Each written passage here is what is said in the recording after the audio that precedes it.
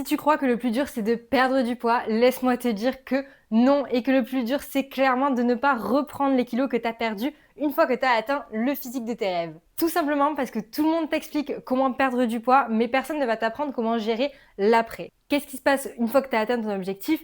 Comment tu fais pour reprendre un mode de vie qui est un peu plus flexible tout en conservant tes résultats? Comment faire pour ne pas avoir peur de regrossir? Est-ce que toute ta vie tu vas devoir manger les quantités que tu mangeais en perte de poids? Bref, on va se pencher sur le sujet, donc bienvenue dans le nouvel épisode de la série On s'en fout du poids, ce qu'on veut c'est des résultats.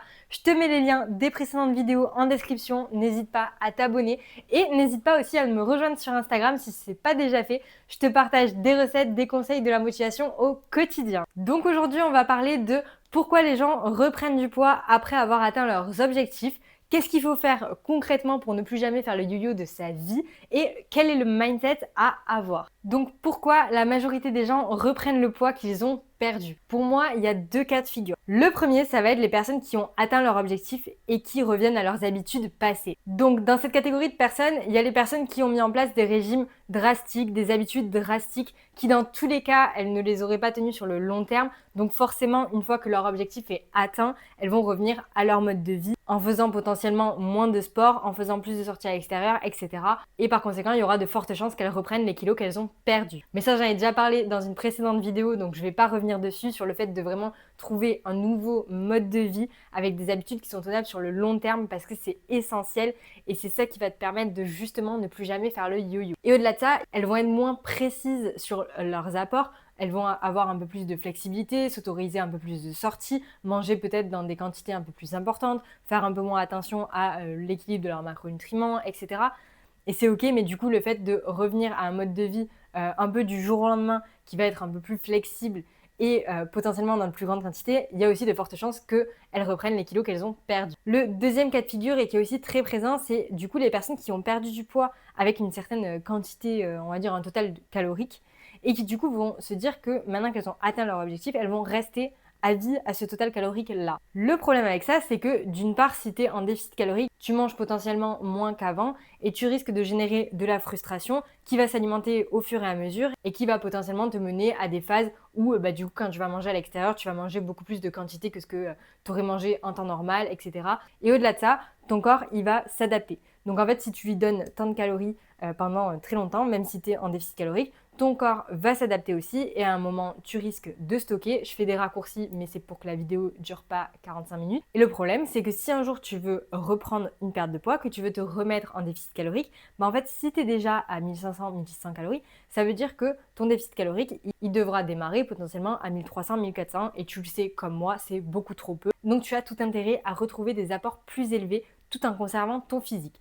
Et donc, ne t'inquiète pas, je vais t'expliquer comment tu peux faire ça. Concrètement, comment on fait du coup pour conserver les résultats qu'on a obtenus tout en retrouvant un équilibre de vie et des apports qui sont plus importants. L'idée, ça va tout simplement être de faire le processus inverse. C'est-à-dire que là, tu as fait une perte de poids où tu as diminué progressivement tes apports au fur et à mesure que ton corps s'adaptait, tu recrées un déficit calorique, que ce soit à travers ton alimentation ou en augmentant ta dépense, et bien aujourd'hui, une fois que tu as atteint ton objectif, que tu as tes résultats, on va faire le processus inverse. C'est-à-dire qu'on va réaugmenter progressivement tes apports de semaine en semaine. On va regarder comment évolue ton physique, ton poids, tes mensurations et on va faire en sorte que ton corps s'adapte progressivement et revienne à un total calorique qui est plus élevé tout en ayant conservé ton physique, parce que ça aurait été très progressif. Donc si je te donne un exemple très concret, on va dire, admettons, tu commences ta perte de poids, tu es à environ 2100 calories en maintien. Tu vas commencer ta perte de poids, tu vas te mettre à 1900, tu vas perdre pendant quelques semaines, puis à un moment ton corps va s'adapter, tu ne perds plus et tu observes que tu ne perds plus pendant 2-3 semaines. Tu recrées un petit déficit, tu te mets à 1700 calories, tu continues de perdre, etc. Ça dure quelques mois, tu atteins ton objectif et tu es content. Et tu te célèbres parce que c'est important. Une fois que tu as atteint cet objectif, l'idée, ça va être de remonter progressivement. Donc en fait, dans l'autre sens, tu vas partir, donc tu es aujourd'hui à 1700 calories, tu as atteint ton objectif, tu vas réaugmenter progressivement, tu peux augmenter de 50 en 50 calories de semaine en semaine ou de 100 en 100, c'est toi qui vois. Globalement, tu vas conserver comme pour ton déficit, ton apport en protéines et tu vas plutôt jouer sur tes apports en lipides ou en glucides en fonction de tes préférences. Et au fur et à mesure des semaines, tant que tu vois que ton poids et ton physique restent stables, tu peux te permettre d'augmenter un petit peu. Si tu vois qu'il y a une semaine, tu as augmenté et ton physique a aussi augmenté un petit peu, c'est-à-dire que tu as pris un peu de poids et peut-être tes mensurations aussi, etc. À ce moment-là, tu fais une semaine de plus sur ce total calorique au lieu d'augmenter pour laisser le temps à ton corps de s'habituer. Et crois-moi, ce processus, ça va vraiment te permettre de retrouver des apports caloriques qui seront plus élevés que ceux que tu avais en déficit. Ça va te permettre de te sentir moins frustré, d'avoir des apports conséquents, de retrouver un niveau de vie qui va être plus important. Et vraiment, c'est le fait de le faire progressivement qui va faire que tu ne reprendras pas les kilos que tu as perdus et donc que tu ne feras plus le yo-yo de ta vie. Et si tu te demandes pour gérer l'après-perte de poids, est-ce qu'il y a besoin de compter ses calories? Je ne vais pas répondre à la question parce que j'en ai déjà parlé dans la première vidéo et je te mets le lien en description. Mais évidemment, dans le processus inverse, ça va te permettre d'être beaucoup plus précise et surtout ça va te permettre de t'enlever une charge mentale parce que je sais que c'est un processus qui peut faire peur. Tu as enfin atteint le physique que tu voulais et là tu vas te remettre à manger en plus grande quantité. Et même si c'est progressif, je sais très bien que ça peut faire peur. Donc le fait de compter ses calories, ça va vraiment te permettre d'être précise, de savoir là où tu vas et de pouvoir contrôler et ajuster pour justement conserver ton physique au fur et à mesure de l'augmentation des calories. Après, évidemment, si tu n'as pas envie de compter tes calories, mais que tu as envie d'avoir quand même une méthode ultra précise, je te le dis comme ça, mais tu peux rejoindre mon accompagnement parce que j'ai créé une application qui permet d'avoir le même niveau de précision que si tu comptais tes calories sans en avoir les contraintes. Pareil, je te mets les infos en description et si tu as la moindre question, n'hésite pas à me la poser en MP sur Insta. Je te l'ai dit, le fait d'entamer ce processus d'après-perte de poids, ça fait peur parce que tu peux avoir peur de reprendre les kilos que tu as perdus. Et donc, ça va être important de se pencher sur le mindset à avoir dans cette situation. On n'en parle pas suffisamment, mais l'après-perte de poids, ça peut être compliqué à gérer parce que justement, t'as plus cet objectif qui te drive. T'as enfin un physique dans lequel tu te sens bien, mais du coup, t'as peur de regrossir, t'as peur de reprendre ton mode de vie, tes sorties à l'extérieur, etc. parce que tu as peur de reprendre tout simplement le poids que tu as perdu. Donc je vais te donner 5 conseils qui vont te permettre de mieux vivre cette période. Le premier et qui est un des plus importants, ça va être le fait d'accepter qu'un physique n'est pas figé. Ça veut dire que même si tu as atteint un physique dans lequel tu te sens bien, ça ne veut pas dire que tous les jours tu te sentiras bien dans ton corps. Parce que ton corps va fluctuer, que ce soit tout au long du mois ou que ce soit même tout au long de la journée. Tout simplement parce qu'au cours du mois, tu vas avoir des phases en fonction de ton cycle menstruel, que ton physique va évoluer, qu'il va potentiellement y avoir des moments où tu auras le ventre plus gonflé, etc. Et même tout au long de la journée, puisque tu vas tout simplement manger, j'espère pour toi.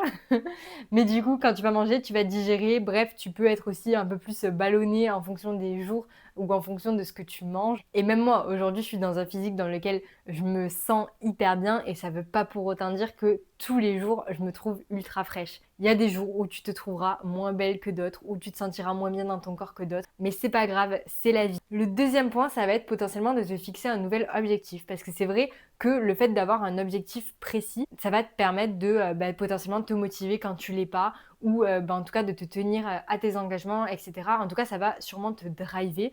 Et le fait de l'avoir atteint, je pense que ça peut être intéressant pour toi de te créer un nouvel objectif qui va continuer de te driver en ce sens. Ça peut ne rien avoir avec ta perte de poids ou ton physique tout simplement. Ça peut être un objectif sportif, ça peut être un objectif dans ta vie professionnelle. En tout cas, avoir quelque chose qui te drive au quotidien. Je pense que ça peut être vraiment bénéfique. Le troisième point, c'est de ne pas définir ta valeur sur ce nouveau résultat, sur ce nouveau physique. Tout simplement parce que ton physique ne définit pas ta valeur. Et tu le sais, j'en parle beaucoup, j'en ai aussi beaucoup parlé dans la vidéo de se détacher du poids sur la balance. Mais en fait, je dis tout le temps que c'est hyper important d'entamer un changement d'état d'esprit en parallèle de ta transformation physique. Parce que du coup, le jour où tu atteins le physique dans lequel tu te sens bien, c'est hyper important que tu ne bases pas toute ta valeur sur ce nouveau physique-là. Parce que crois-moi, tu es bien plus que ça. Le quatrième point, c'est que ça va être hyper important de le célébrer et d'être fier de toi. Parce que au fur et à mesure du temps, tu vas un petit peu banaliser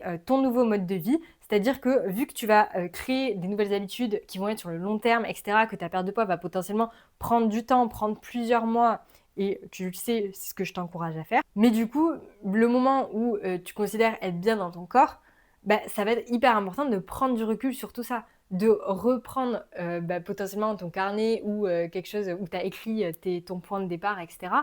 Et de te dire, depuis ce jour-là, qu'est-ce que j'ai fait, qu'est-ce que j'ai mis en place dans ma vie. Aller 3 fois à la salle, Peut-être qu'au bout de 8 mois, ce sera tellement une habitude que tu trouveras ça normal. Mais si à ton point de départ, tu ne faisais pas de sport, célèbre-le. Genre, sois fier de toi parce que c'est ouf en vrai. Et le 5e point, ça va être de s'entourer de personnes qui partagent ton nouveau mode de vie, tes habitudes et ton état d'esprit. Parce que normalement, si tu as fait les choses bien, tu as créé vraiment un nouveau mode de vie avec des nouvelles habitudes qui te font plaisir. Tu vas prendre plaisir dans ton sport, tu vas prendre plaisir à bouger au quotidien, tu vas prendre plaisir dans ton alimentation. Et crois-moi que tout ça, ça va déjà être un élément qui sera game changer et qui va te faciliter mais fois 1000 le processus d'après perte de poids. Voilà, je pense qu'on a fait le tour. N'hésite pas à me dire en commentaire si cette vidéo t'a permis de prendre du recul sur certains sujets. C'était la dernière vidéo de la série On s'en fout du poids, ce qu'on veut c'est des résultats. Mais n'hésite pas à t'abonner parce que j'ai adoré tourner ce genre de format et j'ai eu énormément de retours positifs sur Insta. Donc je te prépare plein de choses et crois-moi, t'as pas envie de rater ça. Et sur ce, je te fais des bisous.